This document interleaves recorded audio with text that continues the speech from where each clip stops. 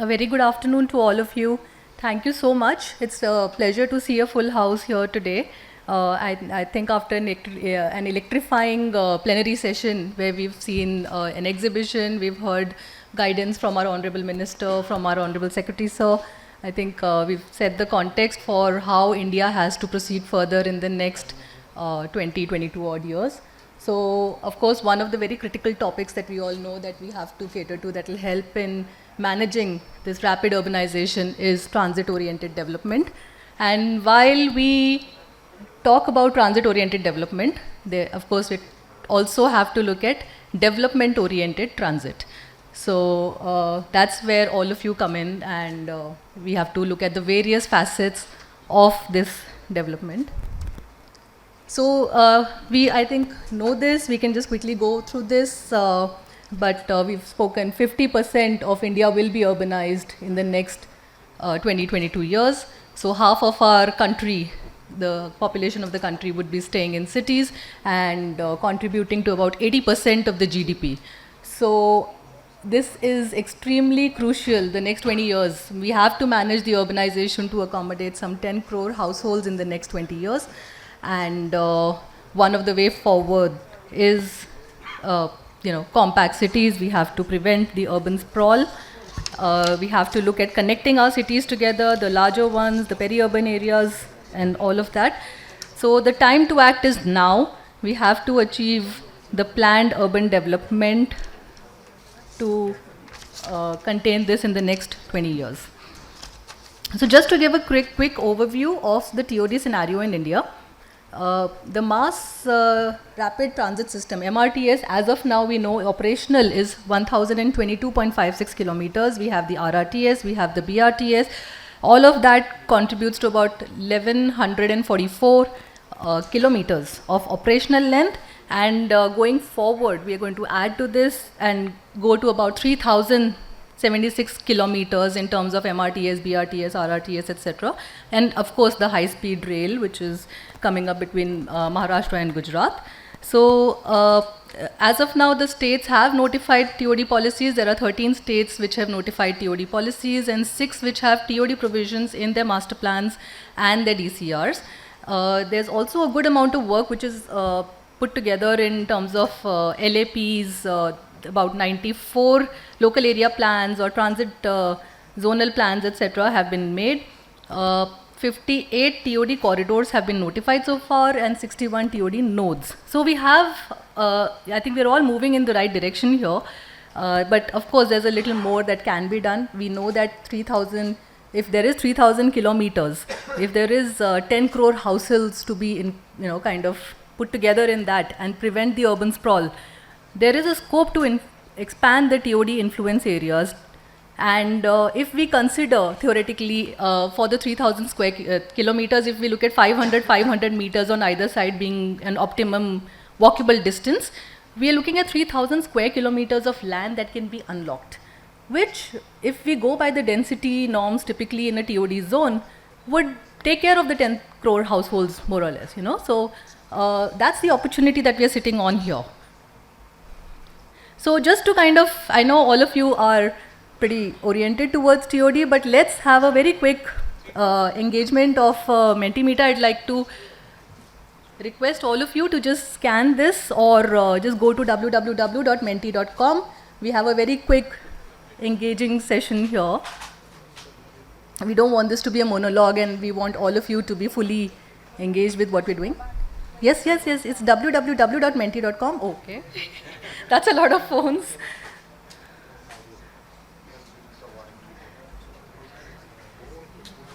Oh, the warranty? Hold on. Sorry for this, yeah.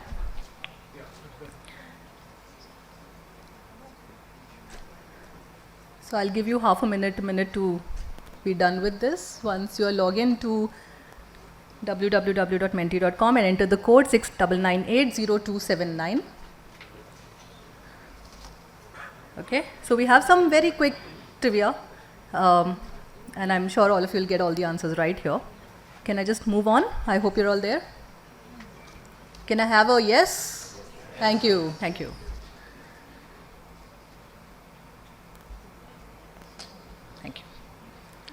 Okay, so what according to you are the non-negotiable components of TOD? Just give me a one word on that. What are the non-negotiable? If we don't do it right now, we'll never do it right again. Density, okay, we know that, yes. We have to have these components to make sure our cities are livable, sustainable, walkable, reducing carbon emissions, okay, jobs, safety, sustainability, affordability, mixed use, safety, encroachment, distance, last mile connectivity, public transport, perfect. Green, yes. Compact, okay. We just have some 61 responses out of 146. Please go on. I think 146 of you have registered, so I'm looking for one word. I'm not going to stop. We're not going to move ahead till we have 100. So, all right, 114, 15, all right. Okay, so I think the key words that are coming out. Accessibility, yes, non-negotiable. Density, yes, we have to make our cities along the TOD denser. They have to be absolutely walkable. Walkable is non-negotiable. If we don't incorporate walkability, footpaths, pedestrian now, we'll probably never be able to do it because that's very difficult to fix later, right? So we have to get it first time right. Safety, yes, there have to be eyes on the street. Last mile connectivity, public transport. Great, okay, so I think we're doing very well here. Thank you so much all for your response here. Another one, how much distance do you think is an ideal walkable influence zone for TOD? We have some options here though, 200 meters, 500 to 800, 2 kilometers, maybe the entire city area, I don't know. What do you think?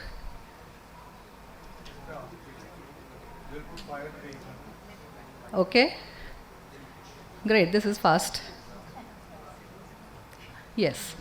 Right, I think all of us are pretty much comfortable walking about 500 to 800 meters, but it should be walkable, okay? So I think the key word here is not so much the distance, but walkability. We cannot jump, run, fall, So the streets, they have to be streets, not roads. They have to be footpaths and wide footpaths. Like when you go abroad, I think that's something that we all appreciate. But when we come back to our cities, we don't have them as much. So I think it's all up to us. How can we make our cities more walkable? For all genders, for the all age groups. Okay, technology in TOD. What do you think it can be used for? That's something we're going to talk about a lot more today. We all talk about, in fact, that was not there in the word cloud really so much. We talk about accessibility, we talk about transit, we talk about last mile connectivity, we talk about density, higher FAR, technology, yes. Data is the new oil, right? Right, so integration, yes, integrated transit is absolutely important. We can plan better. There's information that can be put together, big data, monitoring, land use valuation, pollution control, excellent. So I think for all the people who are into technology, I think the first panel, this is all for you.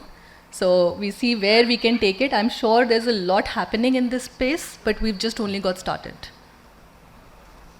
Thank you so much for your responses. I'll move on to the next one. Okay, which of this is not a typical TOD feature? Is it wide pedestrian paths? Is it high-rise buildings near transit? Low-rise plotted housing? Affordable housing near stations? Easy?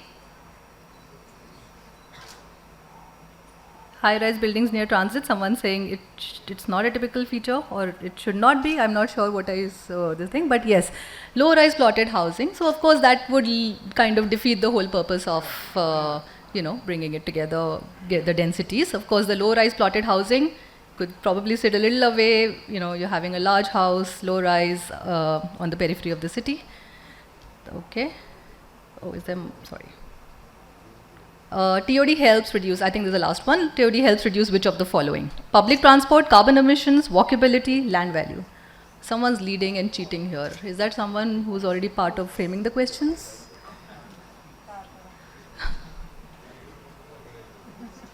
All right.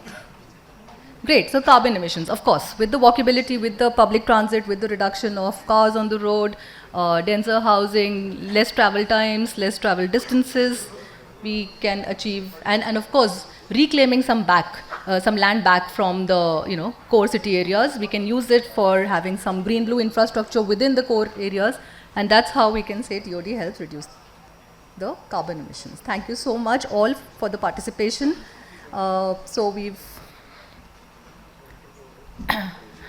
So this is all what we're going to discuss today. I just thought we could be more participative rather than having a monologue here. Thank you. All right, so we have seen this, right? What does TOD enable? Compact cities. So as you know, typically our cities have grown organically, and we've now put a transit corridor somewhere. But the cities are still low-rise, and as we go out towards the periphery, because now they're the newer cities, we've come up with the new DCRs and bylaws, we've been able to increase the FAR density, etc. But there's not enough opportunity within to do that. So TOD, the policy enablement, can help develop compact cities. We can have mixed-use spaces, so walk to work, live, work, play, all of that comes in. Densities, road densities, it's very critical to not have wider roads, but to have more roads. So the block sizes have to start coming down so people can walk, because even if radially you feel it's 500 meters, when you start walking, it might be more. So that's very critical when planning TOD. Have pedestrian paths, have direct connectivities, look at overground, underground, whatever can be enabled. For example, in Manhattan, an average block size is only 80 meters by 274 meters, and in a city like Portland, it's even 61 by 61 meters. So that's like how small block sizes are and how we can get there. So typically a pedestrian intersection ideally should be about 200 per square kilometers. Anyways, moving on. So there's all of that needs to be taken care of, and these are all policy enablements. Public transport, of course, we know how less cars on the road can help. So what does TOD enable? Walkability. So we can see what can be done before and after, how blue-green infrastructure, shaded pavements, bioswales, and all of that can be introduced. So we can reduce the carbon footprint. And then safe streets. This is so important because the walkability should be there 24/7. How can you do that? Active frontages, bring light on the road. It activates 24/7 because you have activity in the day, activity in the night, mixed use, all of that. So that brings in the walkability aspect. So pedestrianization is typically considered expensive, right? Building footpaths, very expensive. No, but it actually, if you have commercial along it, it actually activates your spaces. You can get cafes, you have outdoor spaces. So you have revenue increase, you have, good economics actually that builds in along with the safety factor. So all of these that we've spoken about builds in to the sustainable, resilient and inclusive urban development in the cities. So these are all that we're going to talk about just now. What will make TOD a success? The technology and data, which is what we're going to cover in our first session. The regional planning is good economics through land value capture, higher FSI and others. And then we are also going to look at how seamless connectivity and creative redevelopment of cities can be used and make our cities active growth hubs and help in the creative redevelopment of our existing cities. So thank you all. I hope you have a very engaging knowledge sharing session today. We have a very, very esteemed list of panelists who have joined us from all over India and abroad. So thank you so much, and I look forward to taking this forward with you. Thank you. Good afternoon, ladies and gentlemen. We are, I think, running short of time. Nevertheless, we do have about 45 minutes, I am given to understand. I will only take about 5 minutes just to set the context. We are very keen to listen to the practitioners and the experts who have been working in this area. So I'll just set the context and then leave it for the experts to give us their details on this. There are different viewpoints when we talk about transit-oriented development. Being an architect planner, we generally look at transit-oriented development in terms of the physicality of the whole thing. but then it is not just the buildings or the roads or the mobility, but there is much more to it than what meets the eye. And in this particular session, there are 3 sessions today where we are talking about transit-oriented development. But in this particular session, our focus is more on artificial intelligence and information technology. So, how do I move it forward?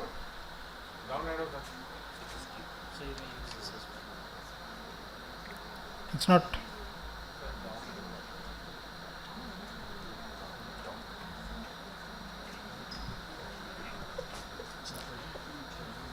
Okay, fine.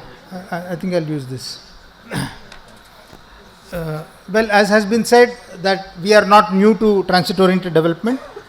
In as many as 6 master plans in the country, we've already introduced this concept of transit-oriented development. And in many other cities also, transit-oriented development is on its way. Essentially, what we are saying is that there will be nodes of development and they will be connected through some kind of a movement corridor. So, how do we move people from place of residence to place of work, and how do we make that a comfortable experience? That's the whole idea. And when you have places of work and places of residence, how compact they can be so that you don't have a city that is spread out, but you have a city that is well organized. So, the goal is reducing car dependency, having more people using the public transport, greater accessibility, more vibrant, more safe neighborhoods and more safe workplaces, and improving the quality of life at the end of the day. Because after we do all this, if you are not happy and if you don't have a good quality of life, then there is no point. There are of course serious challenges to this, because we've already adopted a system wherein we are in a kind of an urban sprawl. So, how do we reorganize this urban sprawl into something which is more organized, and how do we use technology to really do that? So, information technology, artificial intelligence, I think this has a very major role to play. We are in the process of discovering this, and I think there is still a very, very long way to go. We are probably not doing this in an integrated manner. We are doing it in bits and pieces, something here and something there, in one area, in another area, within the buildings, sometimes in the public domain, sometimes maybe a company is doing it, sometimes maybe an authority is doing it, but perhaps we are not integrating the whole thing. An attempt was made in the integrated command and control centers in the smart city mission that we had, but then yes, how do we take decisions, how do we integrate, how do we segregate, how do we predict, how do we model future scenarios? So these are all things that can be done, of course, at the entire city level, and more so in the TOD level. It's not that technology is only for the TOD, but it's for the entire city as such, and TOD more so because this is the area of concentration. So wherever there is concentration, obviously the problems are more, and therefore you need to do this. So it's not only for planning, but it's also for predictive planning, what is going to happen in the future. And also I was looking at that when we did that menti.com, not many people, I don't think anybody said management. I think management is extremely important. Somebody said fleet management, that was the only management that I could see when different terminologies were punched in there. You need to manage a hell of a lot of things if you want to have your TOD working properly.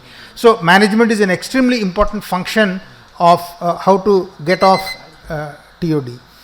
So spatial planning, as architects and planners, we do know this, that how do we do the analytics and how do we do the spatial planning, GIS mapping and all that. I think the ministry also has a scheme, and a very large number of cities we've already done this kind of a thing. There are examples worldwide. Now there are examples within the country itself. Public transit operations, of course, technology is very, very important. We do have experts here, Mr. Prabhu Shankar from the Tamil Nadu experience, and Mr. Manvendra Singh from the NCR Transit Corporation. So looking at buses, looking at trains, there are various modes by which you can move people from place A to place B to place C. So how fast you can move them, how comfortably you can move them, and how you can even vary the timings. In the peak hours, probably you will have to, like in the Delhi metro, the peak hours you have a metro train coming almost one every minute. I don't know if any other country is really doing it, but we have almost every 1 minute we have a metro coming in the peak hours, and the metro ridership is also increasing, which means that people are adopting and adapting to a different way of life. Delhi was essentially a car-based city at one time, but today we have as many as 4.5 million passenger trips every day, which is a huge number. So one day the metro doesn't work, you can imagine the chaos that's going to happen. So that can also be predicted using AI, incidentally. We have not done that perhaps, but we can do that also. Connectivity, we have a gentleman, a co-founder from Namayatri. Well, this is one of the popular apps, Helsinki, where integration of different modes. So today we do have a Delhi Metro app. So I want to go from place A to place B, and then how do I do that? I can get it on my app. But then is that the best way to do it? Or should I take an Uber, or should I take something else, or should I change different modes at different points of time so that I reach my destination in the shortest period of time? That kind of a system, that kind of an integration is perhaps not available. Probably that is required. Of course, the physical infrastructure is very much important. We do need the actual, for example, from my home in Gurgaon to this place, it's actually a 15 kilometer, half an hour ride by car.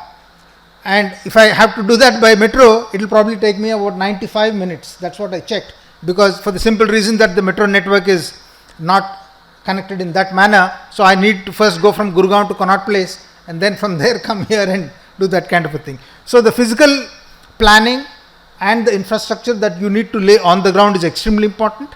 At the same time, technology is also important for us to tell us as to where we go and how we go and how much time we can save. Of course, we need to look at sustainability. It is extremely important that whatever we do in today's time and age, it has to be green. And in fact, that's the whole idea of optimizing, of increasing efficiency, so that we use technology to reach destinations in the shortest possible time. So we are optimizing on time. Carbon emissions, as somebody said very rightly, largest percentage. Yes, so we don't have to take out our car every place. Reduce the carbon footprint analysis and so on. So there are, Singapore is of course a very good example of doing technology and TOD integration. The Jurong East case study is very well known to many of you, and there are many other case studies also. Probably very soon India will also be somewhere there. Future trends and challenges, digital twins. How can you reimagine, how can you imagine the entire city on your screen, and then how you can start manipulating data and how you can start predicting whether it is water, whether it is electricity, whether it is any of these. Technology applications can be any one of these.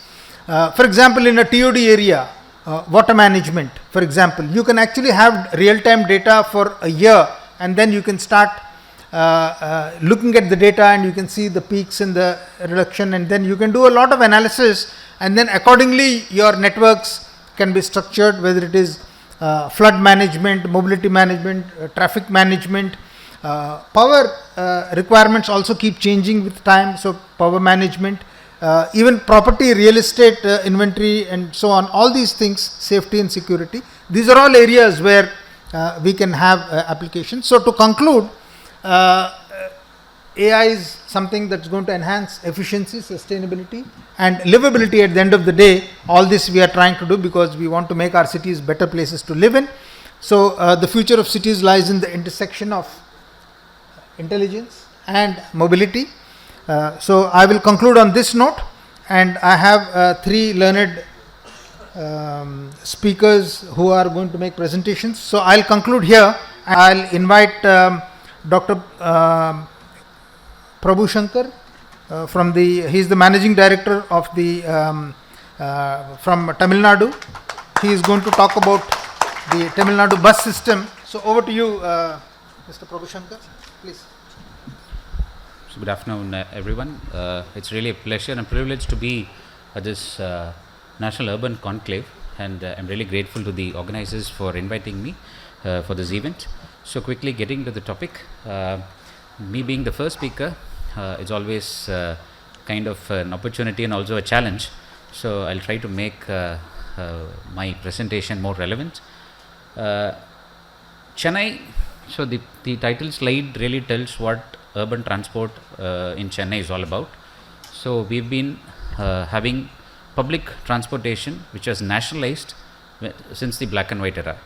So we've had a long history, a legacy-rich organization. MTC has been the Metropolitan Transport, though they may have been known by different names. We've been in the business of plying people for close to a century. So this is really, so we are literally now at the crossroads, and that is where such fora really help to learn from each other. And here in my presentation, I would like to share our experiences is how technology is enabling us to make better decisions and ensuring there is both transit-oriented development as well as development-oriented transit. So just to give the context, this is what Chennai is all about. Chennai was a very accidental metropolitan city. Chennai was never meant to be a city in the first place. It was just a fishing hamlet. A gentleman named Mr. Francis Day, he found this place to be suitable for British settlement, and that's why here we are. So the good things about Chennai and all the burden, the legacy is all about the legacy. So both we carry a rich legacy which also adds to the wonderful glories that Chennai is all known for, but also the burden. Because right from disaster management, the way we face floods, the way we face drought, because I was in urban sanitation and water supply for quite some time. So this is the second oldest municipal corporation in the world, in fact. After London, this is the in the Commonwealth, outside of the UK, this is the second oldest corporation in the world. And the city as such is 426 square kilometers. So basically this part is basically the Greater Chennai Corporation. And this area is the Chennai metropolitan area. This used to be 1189 square kilometers till 3 years back. And right now we have a larger area. So it's not just the city of Chennai, the older, the next concentric circle, and we have 5 more districts, Tiruvallur, Kanchipuram, Chengalpet, and a part of Ranipet as well. So this has now become close to 6,000 square kilometer, and so this has really, we have to really reorient ourselves in terms of both development and also ensuring connectivity to everyone living here. So just to give a snapshot of the multimodal, the various transports, public transport modalities in Chennai, MTC, the organization I represent, is said to be the lifeline of Chennai city because we carry the most passengers. We carry close to 34 lakh passengers each day with around close to 3,500 buses, 660 roads, and around 8.2 lakh 8.2 kilometers the buses going every day. So this is the bus network in a snapshot. We have a total of a road network of 2,114 kilometers with some around 5,000 bus stops and a lesser amount in the GCC area alone. So that literally gives, this is to just give the context. Likewise, we also have a CMRL network, an existing network of 53 kilometers, and another 112 kilometers are getting added. The suburban railway network, we also have a long, that's been again a major lifeline for Chennai because it also takes people from so far from the city. It goes as far as Andhra Pradesh in the north. So this is going to be, we have 112 kilometers with 70 stations. So all three, these are the 3 major public transport modalities in the city of Chennai. Well, why are we here? This is exactly, I think, no city is stranger to this TOD conundrum. So most of the investments, the transit investments happen in the core city, but then the people have a mind of their own. And why? Because we are wiser. Man is a rational animal, is an economics is basically, there's development happening only in the peri-urban area, driven by 3 major reasons. Land is cheap, land parcels are larger, the land value is lesser. So people tend to go and invest and buy large, because one of the options in the MCQs in the Menti was the large plotted. So this is exactly what happened. So we need to understand how and why does it happen? There's a lack of data driven planning and management of development. So we really need to address this, and how do we go about it? That is where transit oriented development comes. And we, as I said, in most Indian cities, the situation that we just saw on the previous slide happens. So TOD now recenters urban growth around sustainable transport, aligning density, accessibility and development to address challenges. But in the short run, what do we do? Especially in a city like Chennai, where TOD might still be a medium term or a long term solution. We also need to focus on development oriented transit. So this is what technology and data analytics are going to be useful in addressing this. So I'm just going to share a few glimpses into the a case study which we did in Chennai to for our next step of our operations, which is called People Near Transit. So what is PNT?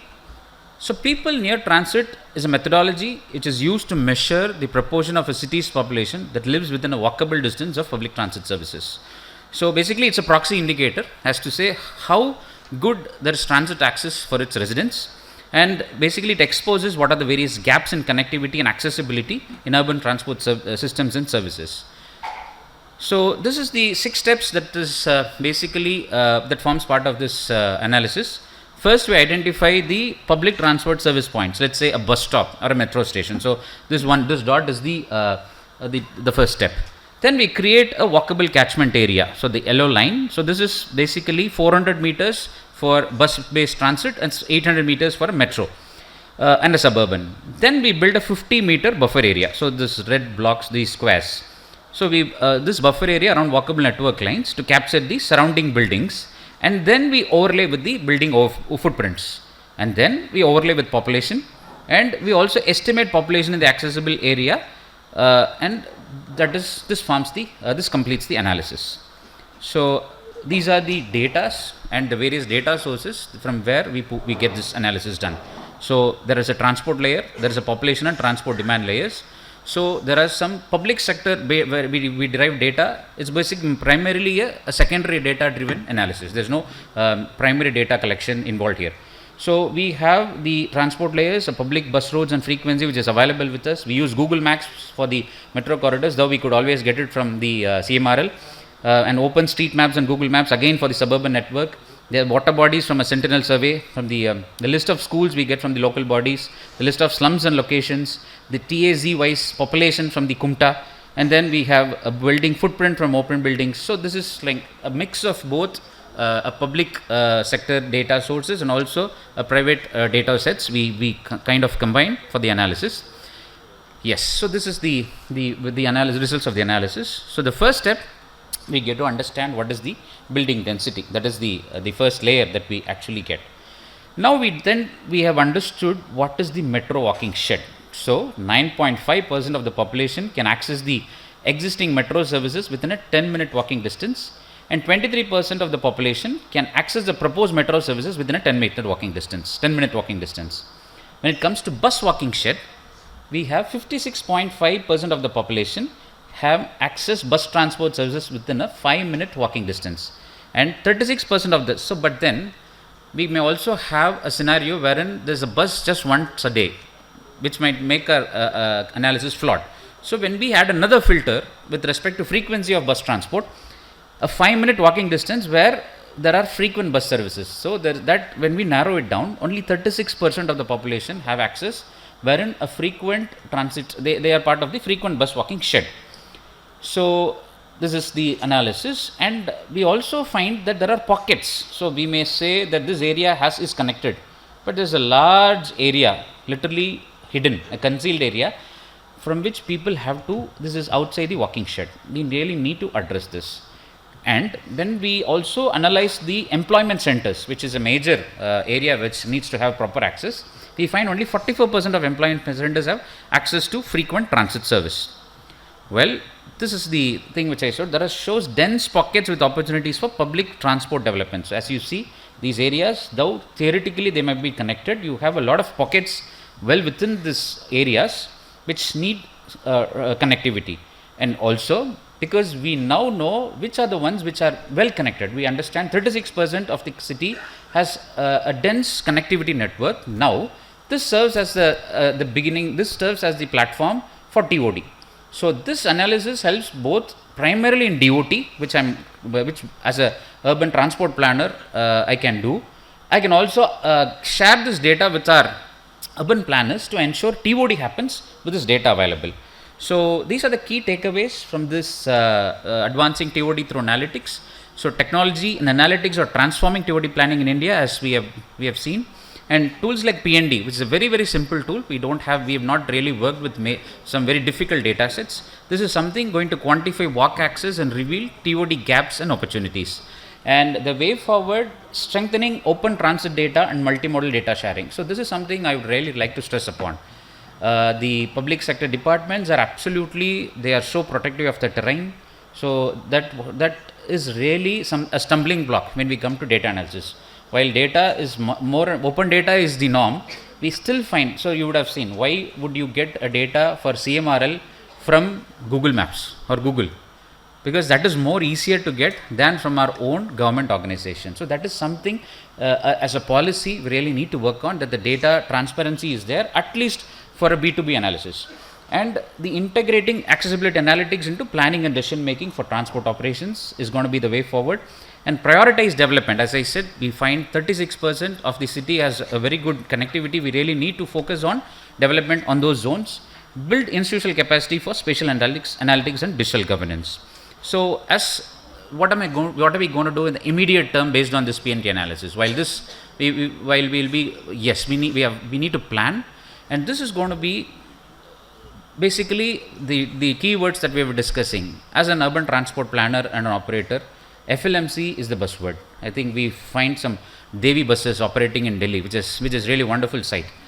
Chennai had small buses, 7-meter buses, are running in Chennai for 12 years. It was since 2013-14, we have small buses of 7-meter which go into the smallest gullies, smallest lanes of Chennai. Now, but then it was a time when CapEx was the norm. We went with the CapEx model, and those are white elephants. If you see the fleet, that is the 200 buses. It may be just 200 or buses, but the EPKM is around 140 rupees because for many reasons. So this is something which has stopped us from expanding this as a service. But now, with the changed landscape in terms of changed mindset in terms of financing, when gross contract model has norms like they have come, we really see an opportunity here, and we are really in the plan to have 750 buses upfront with a very wide range of portfolios, not just 9 meters, not just 7 meters. We are going for even smaller because the lanes in the city are even smaller. So, which will act as feeder services for CMRL, MTC and EMU. So, we are actively working with this data. So, this is a real world example of how data can be used for planning. As I said, as a planner, I can only share that this is going to help development oriented transit, but the utility of this study or similar data analytics in transit oriented development is going to be huge, and it's time we make our data sources more available, and we make the available data sources more, let them use them more and analyze to ensure the planning is perfect. So with those words, I really thank you for the opportunity. So again, it's some nostalgic picture from the archives of MTC. Thank you. Thank you very much. Now we come to the app technology. We have Mr. Shan, who is the co-founder of Nammayatri. There's www.nammayatri.in. That's the app. So let's know more about the app in the words of Mr. Shan himself. Good afternoon, everyone. First of all, great to be here. And this presentation and whatever we have done, the huge credit goes to a lot of people who have been here, from Usha ma'am to Prabhu sir to Albert to everyone. I think it's the full credit goes to all of them. Mobility and transportation, this can become the growth engine for our cities or can become the speed breaker. And when we are talking about it, the single common enemy is private cars. So how do we move away from our own personal cars into shared mobility, which could be a combination of paratransit or the shared mobility, ride hailing, etc., to public transport. So what we realized over last 4-5 years, we are a payment technology company. When we looked at mobility as a problem, how do we solve it? What we realized is that a single company cannot solve the mobility or the transportation problem. It's the entire ecosystem that has to come together and solve it. And if you have to make it solvable, what are the inspirations that India has done? India specific, India unique, very innovative way of solving large scale, population scale problem. We looked at the examples like Aadhaar, UPI, Oken, etc., where you use digital public infrastructure and think in terms of accessible, affordable and very innovative solution. And this cannot be done with a single company. You need the amalgamation of 3 important ingredients, which is Samaj, Sarkar, Bazaar. I think I'm representing Bazaar, but sometimes we feel that we are very much part of the community and the Sarkar as well. So mobility in our one line, if you have to say, it can be solved at the hyper-local level. It could be at the city level, it could be at the state level, it could be at the country level. So we call this mobility 3.0, like how web has evolved from 1, 2, 3. Today we are talking about web 3. Mobility in our view also is evolving through various scenarios. 1.0 is very disconnected, decentralized, but it was not digitized. 2.0 came in, definitely solved some problem of looking at people, convenience, and definitely digital, improved the convenience through the ride hailing. We have bunch of apps coming in and then trying to solve it. 3.0 is going to be a lot more sustainable. Government will not be a bystander, government will play a very, very active role in this one. Transit will not be ignored, transit will become a very, very integral part of it. We will digitize it, but at the same time we will decentralize it. The people who do the real work, could be the driver, could be the MTC, could be the metro, etc. They own the app, they own the data, they can make it open as well. So it's a very decentralized model. At the same time, all of them are unified using a common protocol. Today, internet is unified despite it's very decentralized. UPI is decentralized, but there is a common language as well. And that's why a common language in which everybody can come together and make this work is important. There are great examples like Odisha Yatri, Yatri Sati, Chennai One, etc. So we call this the house of hyper-local mobility apps. We have very soon Bharat Taxi coming in Delhi. We'll pretty soon have the Bharat Taxi. Hopefully will be launched by Honorable Home Minister very soon. The idea is that it is community-led. People have to start taking the ownership.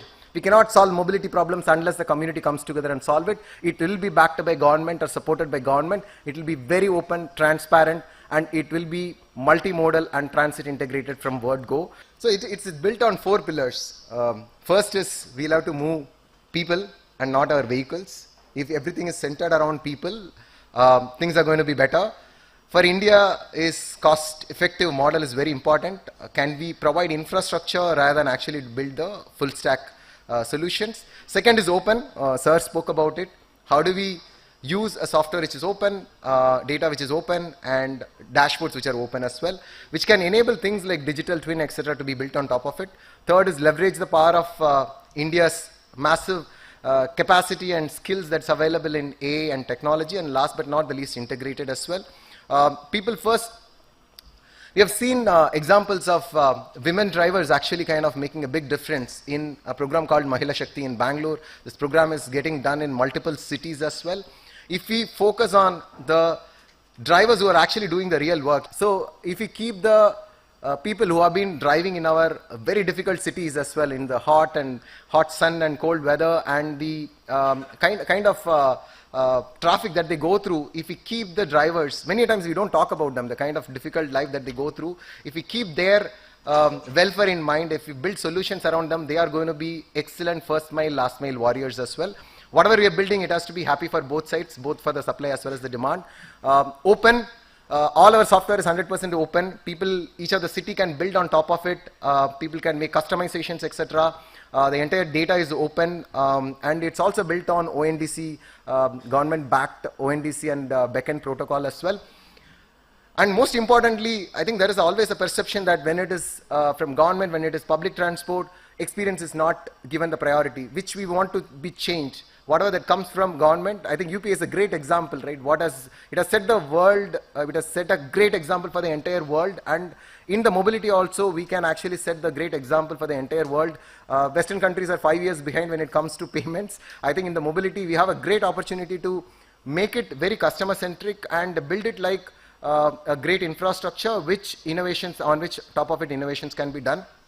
Last but not the least, super integrated, super seamless, and everything revolving around the entire TOD concepts. And we have a bunch of apps which have already starting to prove that, okay, these are better alternatives for people. If I want to go from point A to point B, there are better options. Like sir said, when he has to come from Gurgaon, I think very soon, sir, by December, you will see Bharat Taxi, which will tell you exactly whether you want to take a first mile, last mile, or whether you want to take a metro, etc. very, very seamlessly. We have a Chennai One example. Albert is here, and Kumta has played a phenomenal role in kind of having the vision of, okay, what should Chennai city look at it in the next 10 years? And Prabhu sir has been super cooperative in terms of bringing all these things together. And the city is always thinking about what do we do in the next 5 years to make the city more sustainable, accessible, and livable as well. Another great example, Bharat Taxi. This is going to be the Amul moment for mobility, in which all the key players from government and community will come together and will also keep the public-private partnership very, very seamless as well. So I'm going to play a quick video.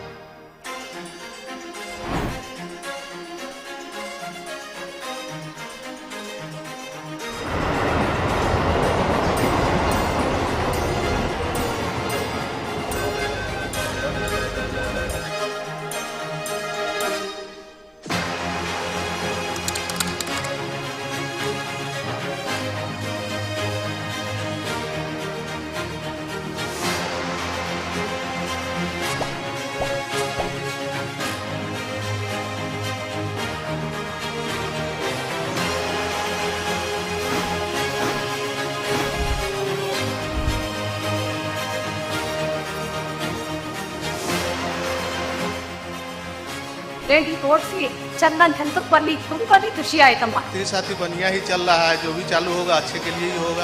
इसमें हम लोगों का passenger ज्यादा होगा, फायदा भी ज्यादा होगा। ரொம்ப ஹாப்பியா இருக்கு. இதே வந்துட்டு அந்த ஆப் மூலமா நான் பார்த்து தெரிஞ்சுக்கேன்னா அந்த ஸ்பாட் ஒரு 5 மினிட்ஸ்க்கு முன்னாடி மட்டும் நான் வந்தேன்னா ஓகேவா. இந்தியாவிலே ஃபர்ஸ்ட் டைம் ஒரு ஸ்டாப்பிங் இறங்கும்போது வேற டிக்கெட் எடுக்கணும். இப்போ ஒரே டிக்கெட்லேயே போயிடுறேன். ଓଡ଼ିଶା ଯାତ୍ରୀର ଜିରୋ କମିଶନ ସହିତ ଇନକମ୍ ମଧ୍ୟ ଭଲ. നമ്മുടെ നാടിന് തന്നെ ഒരു വലിയ വികസനമാണ് വരാൻ പോകുന്നത്.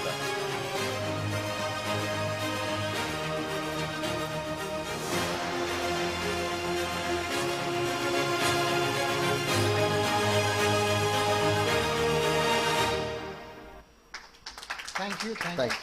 So from the buses, let's move to the metro, to the rail-based services. Can we have Mr. Manvendra Singh? He's the Group General Manager of the NCR Transport Corporation. Mr. Singh. About 7-8 minutes? Yes. Namaskar. I am Group General Manager Operations from NCRTC, Manvendra Singh. I am going through the journey of that TOD, how the technology can be embedded into the decision making on TOD development, or more so the development of any transport media or transit systems across the city and length and breadth both. Yeah. So agenda will be how the TOD is introduced in the NCRTC or by the NCRTC, and what are the essentials of TOD, core principles, what is the global playbook where the technology has some stopgap arrangement being done for TOD development, and what are the takeaways where we can move on with the gaps the TOD has been developed, reference to the technology induction, OD matrix of digital twin. We are talking about the digital twin of cities or the corridor along with we are developing the TODs, gaps closed and optimization, and what are the next step to be taken when we want to integrate the technology. Essentials of TOD, there is a lot of text, so I do not want you to go through that. Just keep these 3 words in your pocket: people, place and public transport. This is the TOD which governs all these 3 things: people, place and public transport. When we integrate both of these 3 things together for a holistic development of any place by the people, for the public, through the public transport, that is the TOD policy in a nutshell. I'll just move on to have that not fear of buzzer. What is the context of NCRTC in TOD? We are developing a corridor of semi-high speed regional rail connection. Primarily objective is that within 40 to 50 kilometers the metros should have that mobility of transit. Semi-high speed corridor within 150 kilometers to 200 kilometers. Then we move on to high speed rails beyond 200 kilometers. All idea is that the public or the person should travel from his residence, his or her residence to his working place within an hour, because more than an hour transit is loss to economy for the nation and for the public at large. So we are having a 3 corridor in a first phase: Delhi Meerut, Delhi Alwar, Delhi Karnal. Delhi Meerut is almost operational with 160 kmph of speed of the train. That is the presently highest speed of train which is available in Indian context. How RRTS can develop that TOD zone and enable that TOD development is that along the corridor, you see, anybody would have traveled to Meerut. We have seen that Modi Nagar area, it is entirely developed along the highway.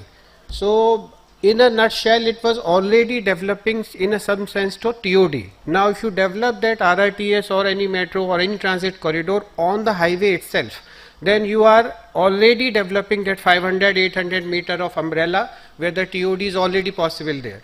So RRTS is being developed on the medians of the highway so that no land is being captured for that development of RRTS.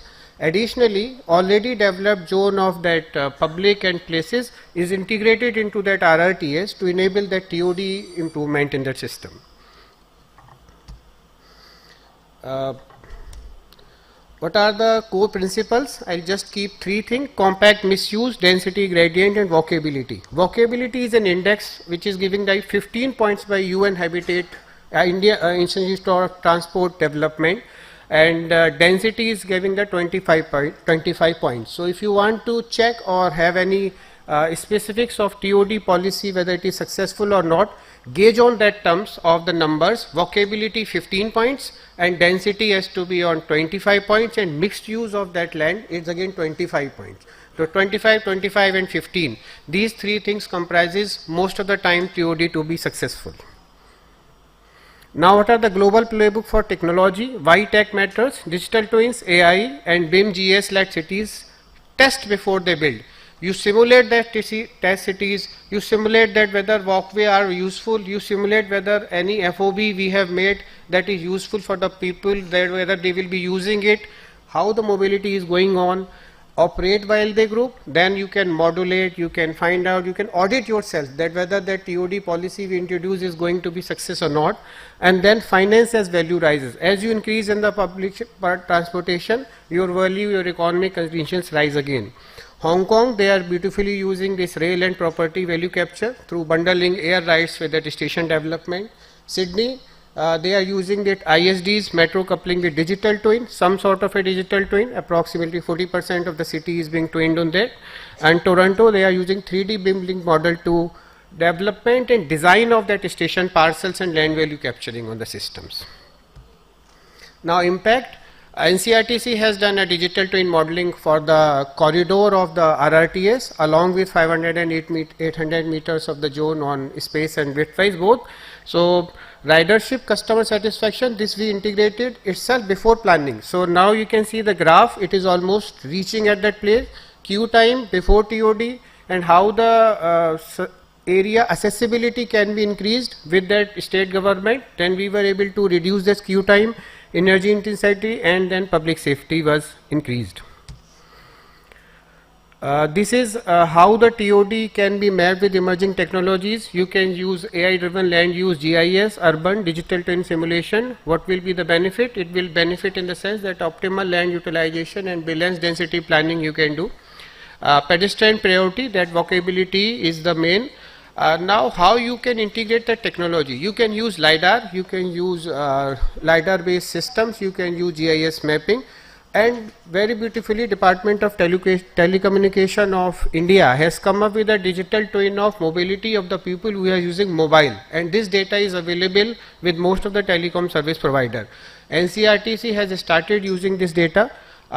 This data can be directly integrated into any digital twin modeling of any city and space. So like from Chennai, steam panelists were saying that data should be made open.